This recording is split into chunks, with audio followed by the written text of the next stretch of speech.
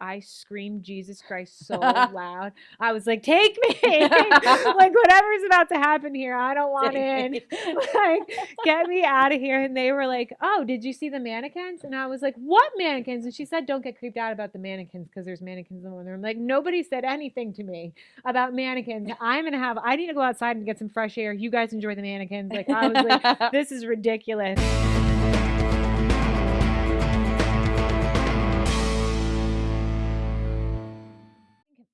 As a seller, you should be there are a ton of things that you should be asking. You should be listing with an agent who knows the actual area that your house is in. It's great to know somebody who's in real estate. It's better to know someone who's in real estate in your area. I think that's the number one question, because pricing is everything right now. You need to price your property, your home, not in rates that we've seen in the past couple of years. Things were all over the place with COVID. I think effective pricing right now brings people in. No one wants to, if they see something's $50,000 over list or over actual market value, they're gonna be like, they don't really want to sell it. I'm not gonna go waste my time. So that would, having an agent knowing the area, knowing what price point things are selling that are comparable to your property, and asking that, seeing like actually comparable. Yeah. Something that always kind of blows me away is I get a ton of people and they're like, well, we want to market to downstaters.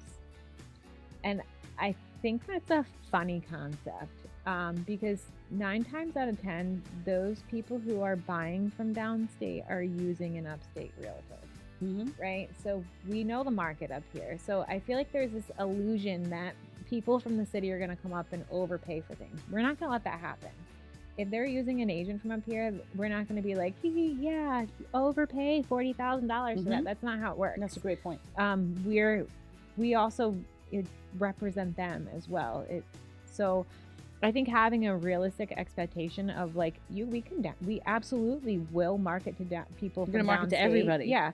But that's not marketing to people downstate and thinking that we are going to overprice your property. And that's not, not a good idea.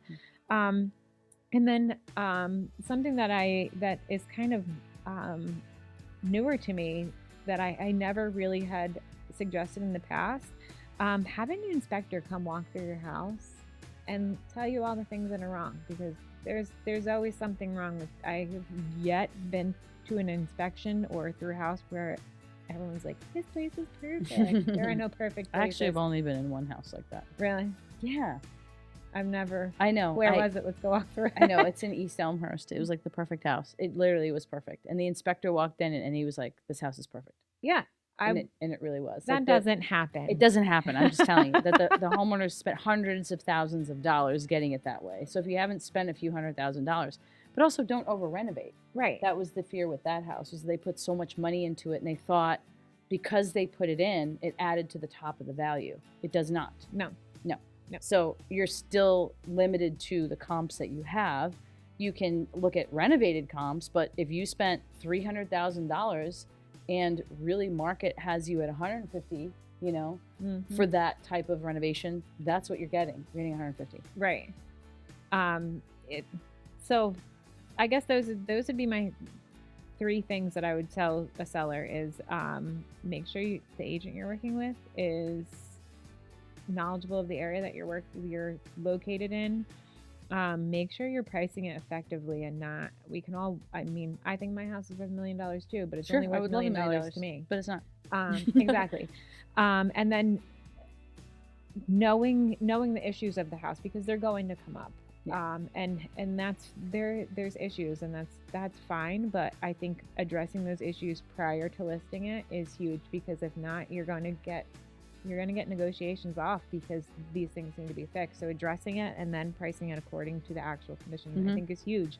And then being patient is the other thing. I mean, obviously I don't walk into a listing like, you need to be patient now. But I think that's something that I would love it if we listed something and it sold the next day for above asking. Sure.